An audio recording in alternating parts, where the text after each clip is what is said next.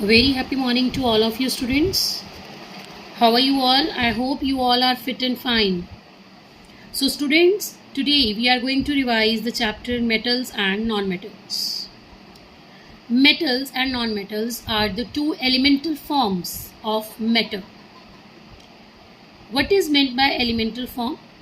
Like every substance, whatever the matter is, it exists in two main forms in the nature. Pure form and compound form.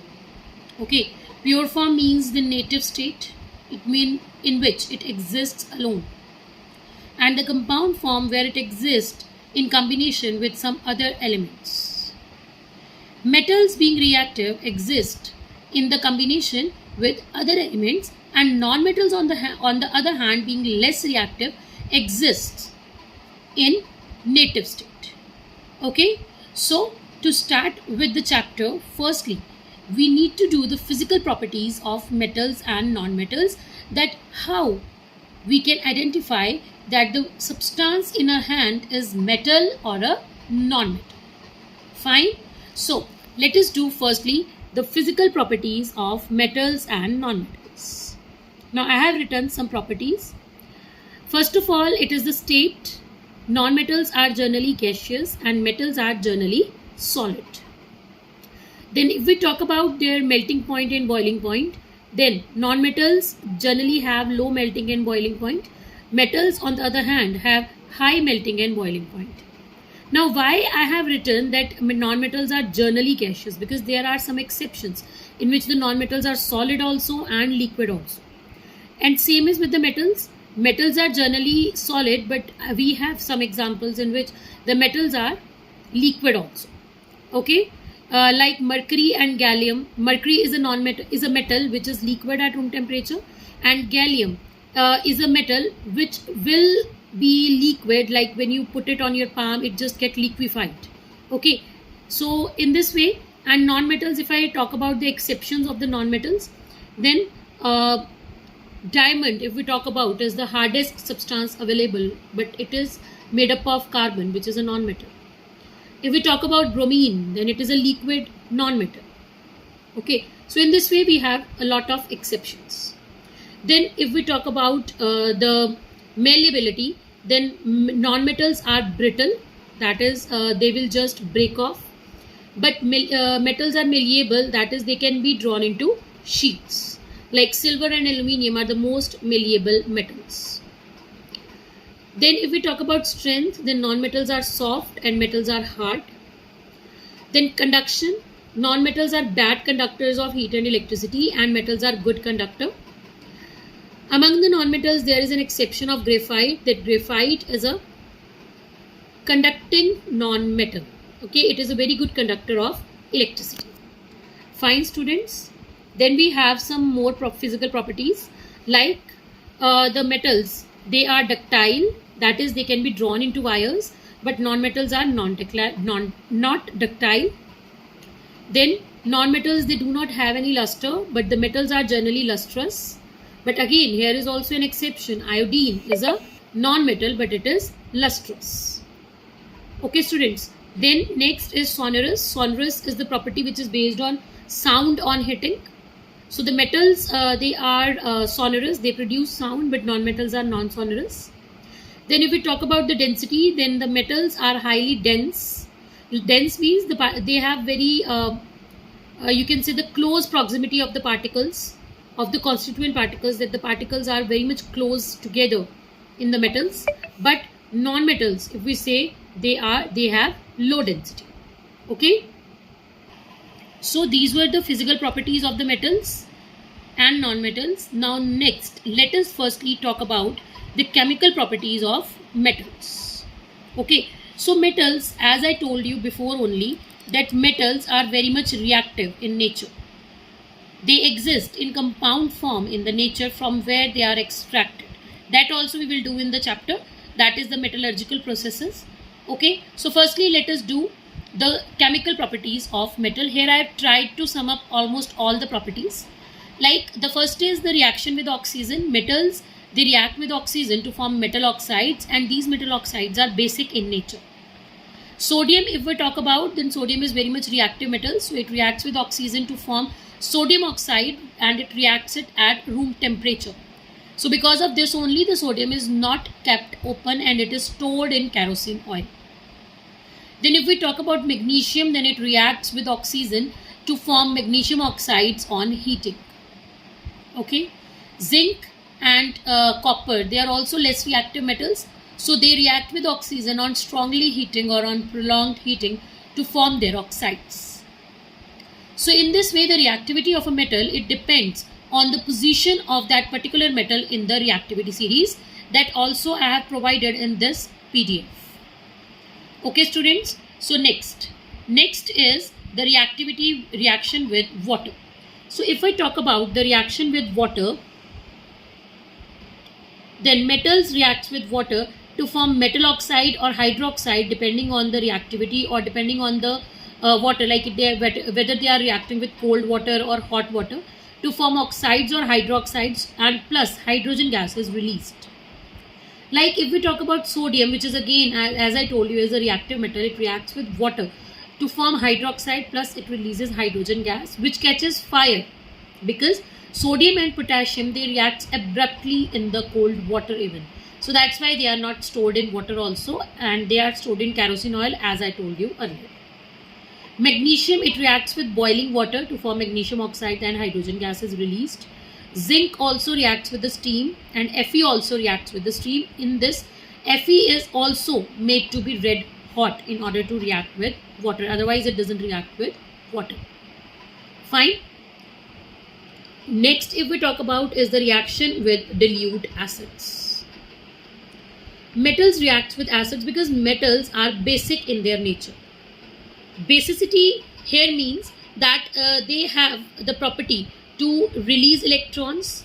Basic character doesn't only deal with that they release electron, it also deals with the facts that whenever they are dissolved in water, they form hydroxide ions, they release hydroxide ions, they form alkali solutions, they have a pH greater than 7. So there are many properties on the basis of which we say that metals are basic in nature.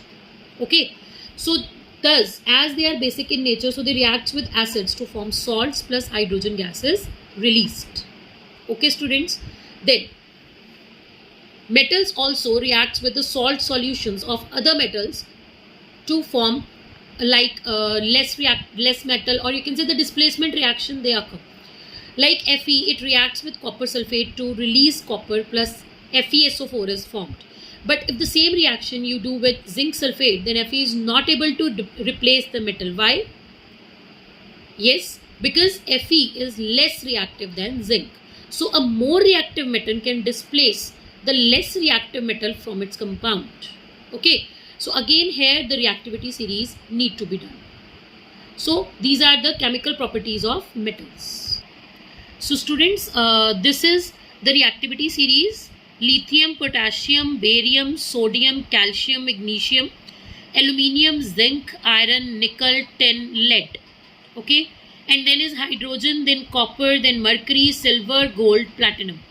The metals lying above in the electrochemical series or in the reactivity series is more reactive, and lying below are less reactive.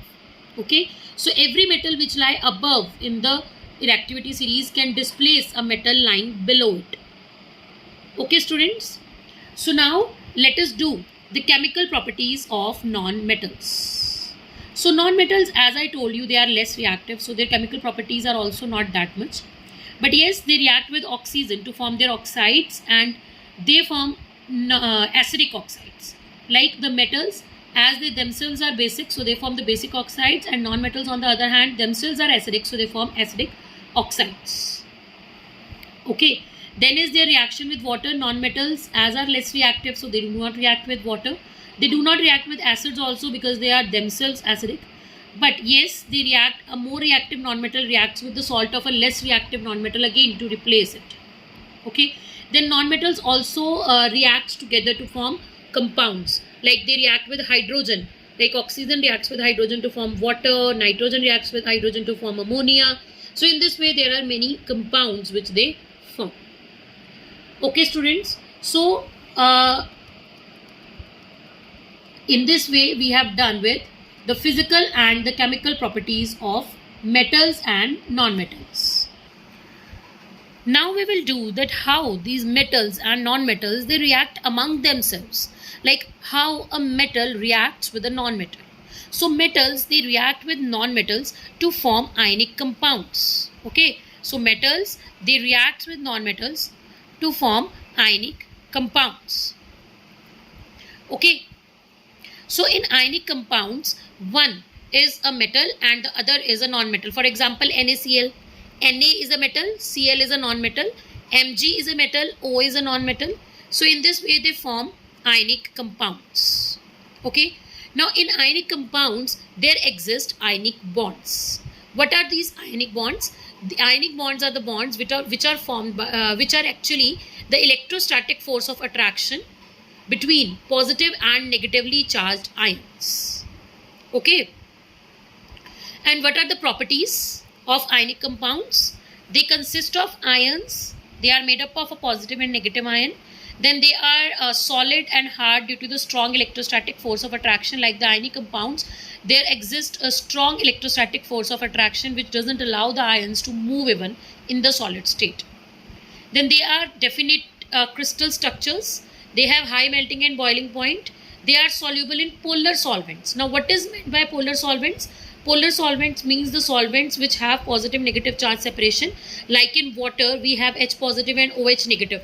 So they are polar. Okay. Then these are brittle in nature. Like if you just beat salt with hammer, then it will just break off. Okay.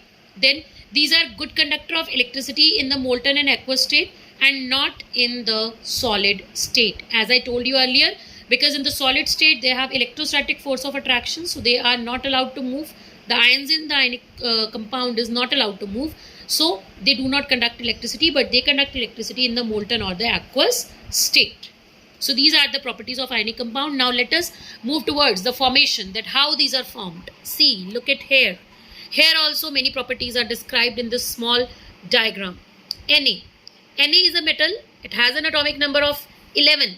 So thus, what will be the electronic configuration? Its electronic configuration will be 281. This we have done in the previous chapter, periodic classification. So this we have drawn its Lewis dot structure by drawing this dot, that is the valence electron of the metal. Then we have given the IE. What is IE? IE is ionization energy. Ionization energy is the energy which is needed to release an electron from the outermost valence shell of an atom. So sodium has one electron in the valence shell. So the amount of energy needed by sodium to release this one electron is known as ionization energy. So that energy is provided. So sodium, it releases the electron and it becomes Na positive. So its electronic configuration becomes stable, that is 2,8. Its valence shell is filled, right? This property of a metal of releasing an electron is known as electropositive character. And because of this only we say that metals are electropositive and dense, they are basic. Yes. So in this way, whole concepts are interrelated. Now if we talk about chlorine, chlorine exists on the rightmost corner of the periodic table. So it is a non-metal. So it must have a tendency to accept electron. And let us see whether it have or not. So it has an electronic configuration of 287. So it just needs one electron to make its shell filled. So it just takes this one electron and makes its shell filled 288. Thus it gets a negative charge. And thus Ea is released. What is this Ea? Ea is electron gain enthalpy, or you can say electron affinity. Okay. So this amount of energy is released when an electron is accepted by an atom. Then this Na positive and Cl negative, they combine together to form NaCl. That is, an ionic compound is formed. Okay students, so in this way an ionic compound is formed. The electron released by Na is taken by Cl, and thus a cation and an anion is formed and NaCl is formed. Okay students, so this is about one part of the chapter. Metallurgy we will discuss in the next video. Thank you. Have a nice day.